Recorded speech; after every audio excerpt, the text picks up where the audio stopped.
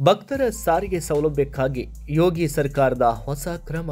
E rickshaw, E auto ಜೊತೆಗೆ pink taxi ಪ್ರಾರಂಭ.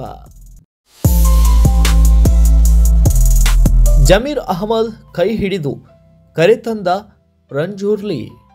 ತುಳುನಾಡಿನ ಸಂಸ್ಕೃತಿಗೆ ಅಗೌರವ, ಆಕ್ರೋಶ.